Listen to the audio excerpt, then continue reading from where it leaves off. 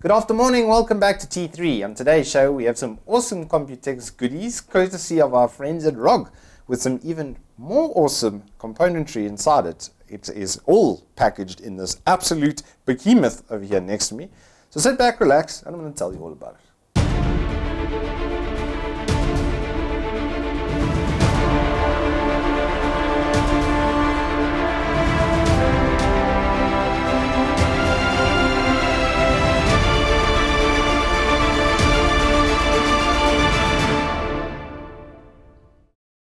Alrighty, so the behemoth that I'm alluding to sitting next to me is the ROG Helios.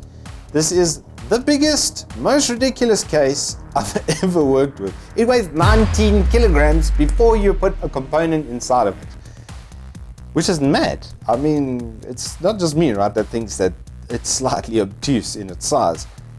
It's got glass panels all around, check, very nice. Quick release system that I'm a bit sketchy on, because it's a single button at the back here and the whole side panel will literally come off. So it's not toddler friendly at all, alright? If you have a small child in your house, this is 100% going to break. There's no question about that in my mind. Both panels are like that. It's got a quick release system for the top filters. It's got quick release, okay? It's got the quick release. The hard drive cages are the kind of styles that you just kind of bend and put the 3.5 inch in, but they're malleable enough that it wasn't really an issue when I was doing the install. These shrouds and covers are really nicely done. They weren't the worst I've ever worked with. That being said though, the GPU bracket almost made me quit doing this install altogether until I realized it was actually movable. But it was very cumbersome. I must say, for a case that they want to retail for 500 USD, I'm not convinced that this is a good buy. It's just too big, and if you are going to set this up and leave it on a counter somewhere perhaps, then great, do that. But this is not something you're going to want to move around. I mean, they even put a strap on the top of it made from a seat belt so you can brace yourself for the weight of this mahooooooosive case. It's just too big, all right? It's too big. The fans though are very, very high quality. The build quality is phenomenal. There's no question about that. We'll show you guys a little bit, well, probably a little cut over the top here of the back panel, which has a really nice plastic cover on it, which they did quite nice on a swing arm door. There's Velcro for doing your cable management. All of that is fantastic, but it's too big, it's too heavy, and it's cumbersome because of that. Building in it was not a joy. It was not a pleasant experience like some of the other bigger cases that I've worked in. It just is too difficult to move around, and it made a mark on my desk, which made me a little bit annoyed, but that's beside the point. The case itself, I think, missed the mark for me, to be honest. The Helios, it will be phenomenal for custom water cooling loops that aren't going anywhere, because there's 360mm rad support on the front, there's 360mm rad support on the top.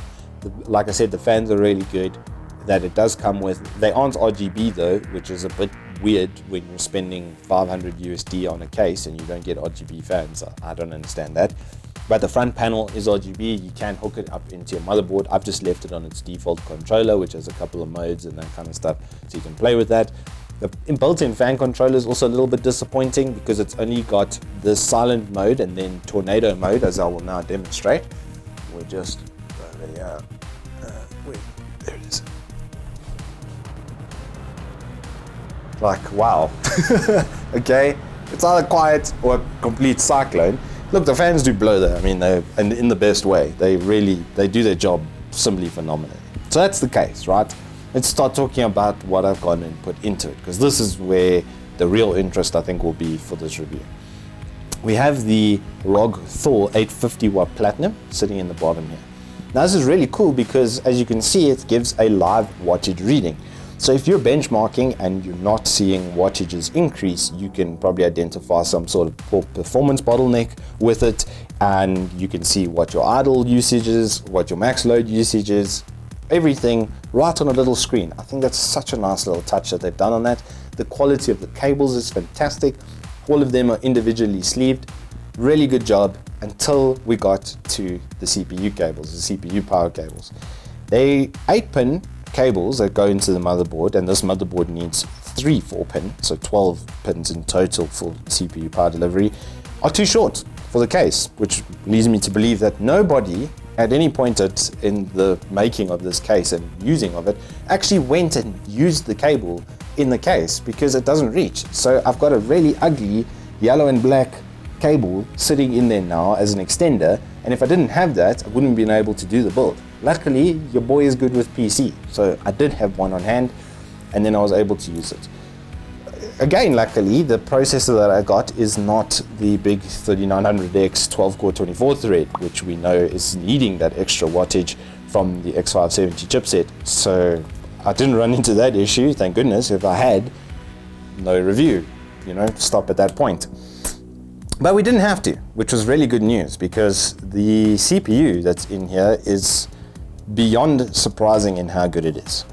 Before we get to it though, I'm going to just talk to you quickly about the motherboard. It's just my 1080, if you guys are curious for the GPU. It's been around for a while, so no real enhancements there. But the RAM itself is the first edition 3466 Corsair 2x8 kit, and it works perfectly in here. I set the DOCP profile, set it to 3200 megahertz, and it ran perfectly. That is thanks to the absolutely wonderful motherboards that ASUS makes. This is such a good board. Now we see a return of the Crosshair Hero denomination coming back to ASUS in this motherboard over here. And it has dual Wi-Fi on the back, which is really good, some AC Wi-Fi, and it's quite potent. I didn't even have to plug in the aerials, and it got full signal to my local AC Wi-Fi over here. When I did plug in the aerials, it just increases your distance. But it has a 2.5 gigahertz LAN port and a gigahertz LAN port, and so many USBs. What is this? 11 USBs 3.0, 3.1 type A, 3.1 type C, full 6.1 channel audio, and an optical port. And the audio is nuts. It's 1,000 ohm headphone amp, okay, like 1,000, which is nuts. It's auto sensing as well, so I plugged in my Sennheiser HD598s and it picked up the 50 ohms and set the appropriate level. The quality is much better than the previous generation Crystal Audio, I must say. This was a lot better than that was. I had an ASUS Zonar DGX in because I didn't like the onboard audio that much, and that was only a little 150 ohm. So at 1,000 ohms, this is pretty incredible. The motherboard build quality is fantastic. The lights are good. They've put in a cooler on the M.2, so there's a little fan. I don't know if you can maybe get it there. That's sitting literally behind the GPU. You can't really see it, but there is a little fan there for cooling down the M.2s and a much bigger heatsink. So both of your M.2s will be cooled. Really good job on that. The only complaint I really have on the entire motherboard is they removed the traditional standard RGB header away from being next to the CPU, and they put it at the top right, so it doesn't make for as clean a build. And especially in a case like this where there's so much clearance for your water cooling at the top, you can't really run it around the back. So that was my only option there. So it's not the cleanest I've ever seen as a result, but it's not the value of the motherboard as much as it is the case, I would say, in this instance. But it would have been nice if they just kept the RGB there. But anyway, finally, moving on to the reason that we're probably all here. The Ryzen 5 3600. Now I was a bit disappointed when they gave me that instead of a 3700X or a 3800X. I thought, this is going to be perhaps a poor review. But without further ado, let's go have a look at some benchmarks and see what it's all about.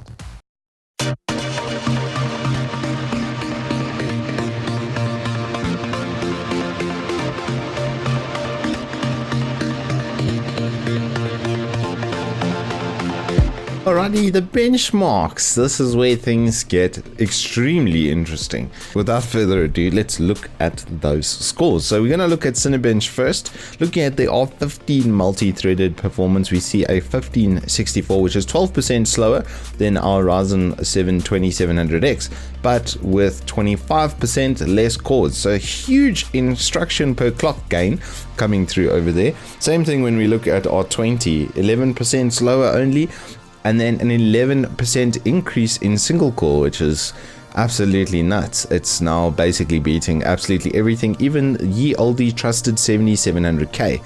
So if you are looking for single core performance in gaming, then this is going to be a bit of a no-brainer here. This Ryzen 5 3600 at least is significantly better than the other chips in single core performance from the Ryzen suite, which we're already not doing too badly, but now it's kind of a dead heat and it's absolutely smashing. And we see this when we look at our gaming benchmark. CSGO up 23% on average frame rate.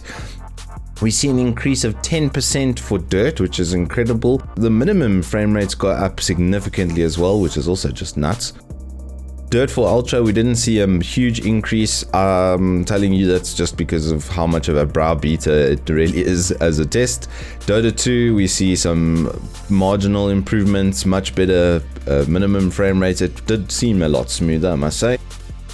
Metro Last Light, we see more of that continued. A little bit of a stutter right at the beginning of the benchmark. If you're having a look at the graph there, then you can see right at the beginning there is just a little bit of a stutter and then silky smooth throughout.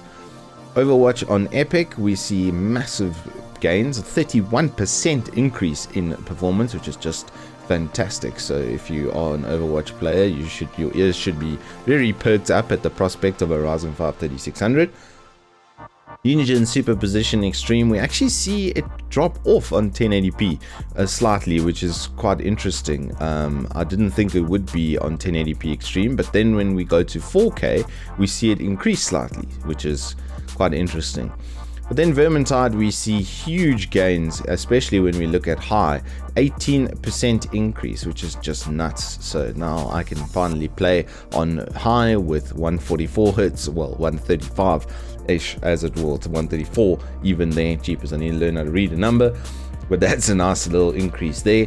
And then 3D Mark Firestrike. Now this is the benchmark as far as I'm concerned for benchmarks, and I'll show you why when we get to the end. 9% overall increase. We see a 5% increase in GPU, but we see a 31% increase in multi-core and only a 2% drop off on the physics test.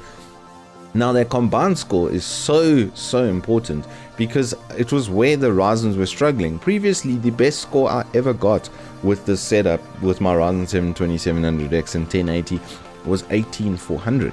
So a 10% improvement there just based off of the combined score. So it's handling the physics as well as the GPU demands much better simultaneously. More of the same when we look at Firestrike Extreme, just those gaps become narrower because as the resolution increases, so it leans more on the GPU. But then Ultra, it maintains that 5% increase, and it's once again down to that combined score. The combined scores improving 7% and 6% respectively there, which is very good. And then Time Spy, kind of more of the same until we get to the CPU score, which favors more cores obviously, and we see a 14% decrease and 17% decrease, but slightly better overall on the graphics, which means that the single core performance. Now we get to a total improvement of about 10%. And this is why I said pay attention to that Firestrike number at 9%, because that's always within a percent of our overall improvement, which is just indicative of how good of a benchmark it is. Alrighty, and there you have it. The future is actually here. The fabled return of AMD has been proven here. Desktop is their market 100%. But does Intel even care? No, not really, because mobile and server is such a big industry and makes so much money for them that it's like a blip on their radar. Like, you can see it, they're kind of apathetic towards desktop and just keep re-releasing the same chip.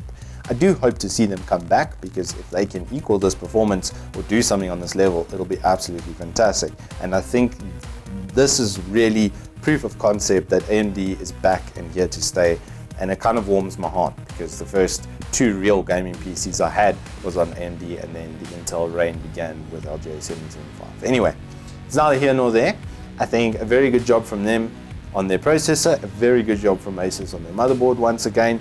Nice power supply, if not with a bit short on the cables, and then this stupid case. I don't see the point of this at all unless you are doing custom loops. Like, that's the only time I would advocate using or buying this case. But thank you so much for watching, guys. We really do appreciate the support. We hope to see you in the next one. If you do want to be around, hit us up with a like and subscribe. Otherwise, I will punch you in the throat. I won't do that though, because I love you. Hugs.